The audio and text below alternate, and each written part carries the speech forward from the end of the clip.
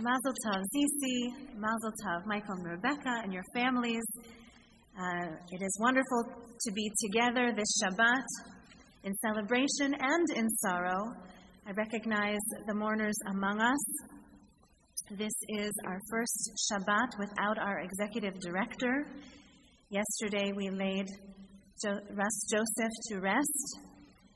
And while it has been many months since he kept his station at this door or at this door, he always held on to the hope that he would return to us. And we are diminished without him, as I know his family is. Rabbi Herberman from Long Island, we welcome you, Russ's dear friend, longtime friend. We have this combined service this Shabbat.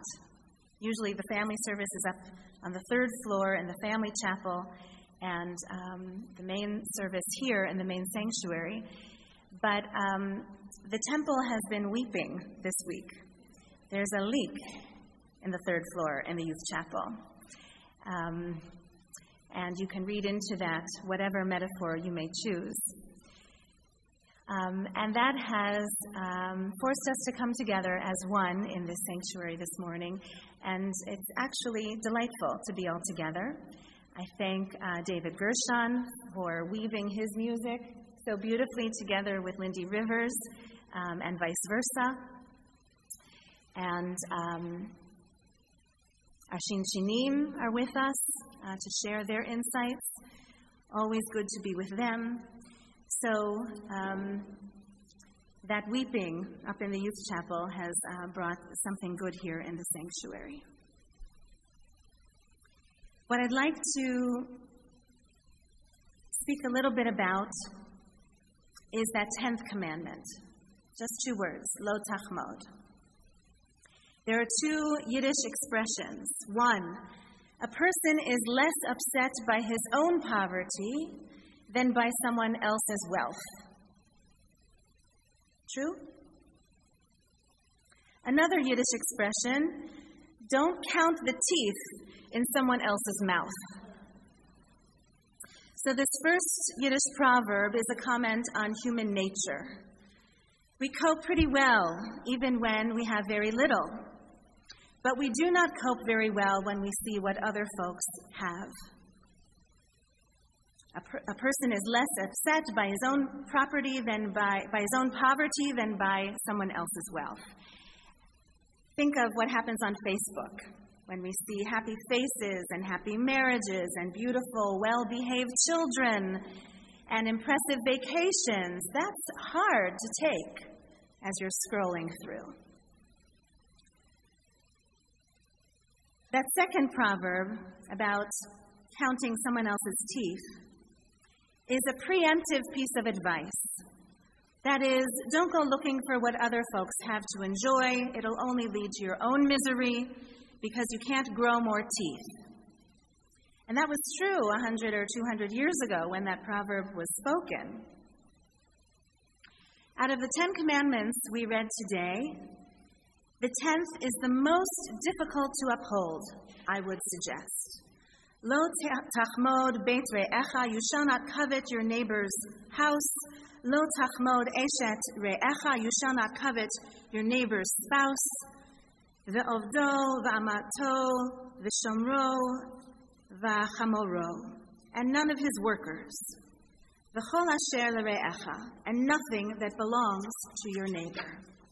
What does it mean? Many Jewish commentators throughout the ages are troubled by this 10th commandment, thou shalt not covet, not because it isn't the right way to go in life. Of course it is. The problem with lo tachmod is that it seems to prohibit natural feelings. God made us this way, to be ambitious, to have desires and aspirations.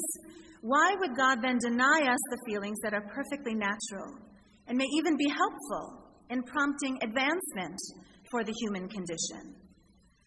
Most of our 613 mitzvot are about behavior. Most of Jewish life is organized by action. What are my obligations? What must I do? What must I not do?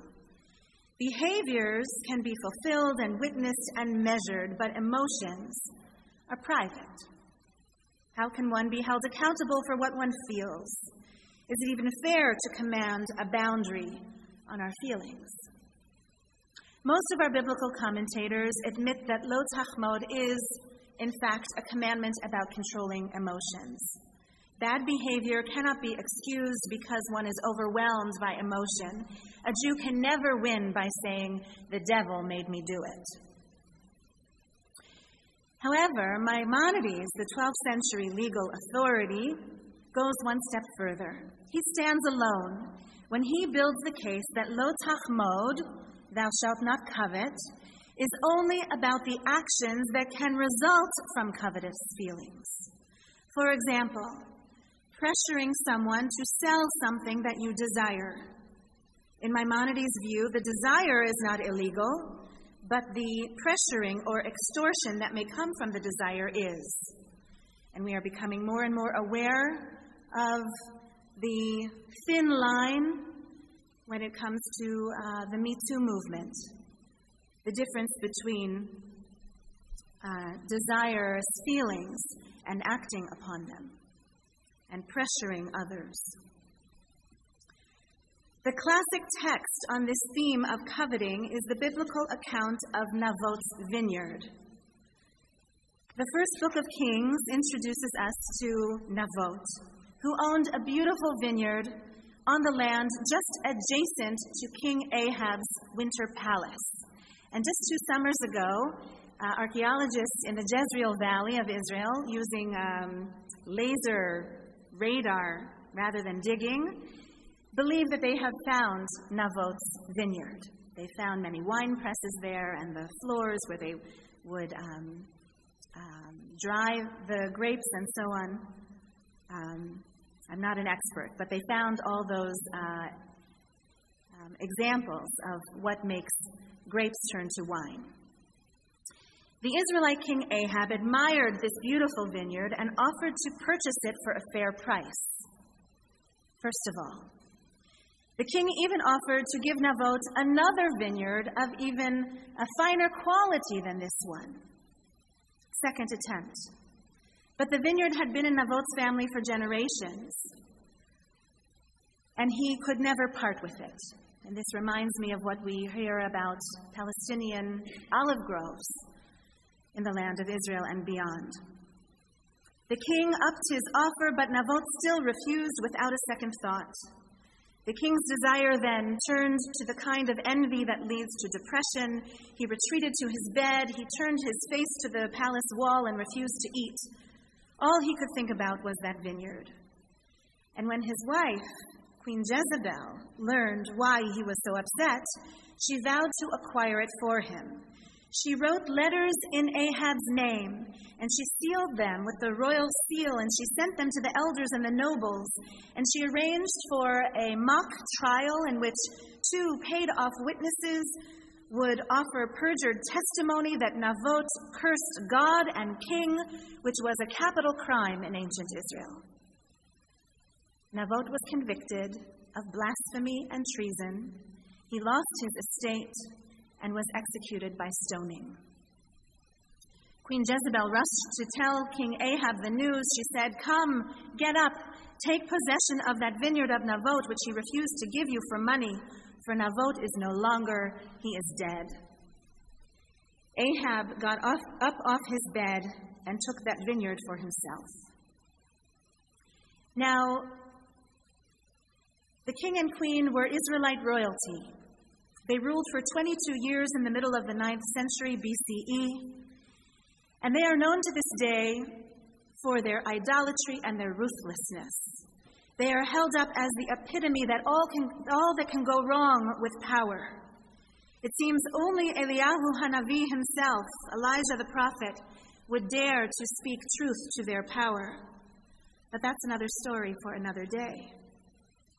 The lesson of Naboth's vineyard is that even kings of Israel, then and now, are not above the law. But the real reason I brought you Naboth's vineyard in the beautiful Jezreel Valley is because of what it teaches us about this 10th commandment. What began with a typical human desire, what began with Ahab's violation of the 10th commandment quickly spiraled downward into the violation of the 9th commandment, thou shalt not bear false witness, and the 6th commandment, thou shalt not murder, and the 8th commandment, thou shalt not steal. And ultimately, these were all bound up in violations of the 1st, 2nd, and 3rd commandments too. I am Adonai your God, you shall have no other gods besides me, you shall not take God's name in vain. The word to covet, both in Hebrew and English, is not easy to define. Navot's Vineyard suggests that to covet is to envy, but more than to envy. To covet is the step after envy. One that begins when one begins to fantasize or scheme about how to acquire something that belongs to someone else. Consider the American election, for example. God help us. Or more simply, consider how the advertising industry and our consumer-driven economy do not apologize for leveraging or even cultivating in us a covetous urge. Before you can even click on the purchase that you really desire, a window pops up to tell you about all the others that you ought to desire. If you like that, then you'll really like these. Or the moment we finish binge-watching one show on Netflix, they're already telling us, if you like that, how about these? And I would not know anything about that. We are so consistently bombarded with messages about what we want, it seems impossible to turn it off. Lo tachmod comes to say, stop right there. You are the master of your desires. No one can force you to envy or to crave or to desire. We are free to say when enough is enough. We left slavery behind in Egypt. It's no surprise that Marie Kondo, the Japanese tidying up consultant, is treated like a kind of pop culture priestess. She is invited into people's chaotic homes, and she performs a ritual to honor and to thank the home. And then she gently and joyfully teaches people how to purge themselves of the things they thought they wanted, or maybe they once did, but they no longer seem to have control over. She never goes so far as to distinguish wants from needs, by the way, and she never judges the masses, the amount of stuff that people have accumulated. The only litmus test she offers, you know, is, does it spark joy?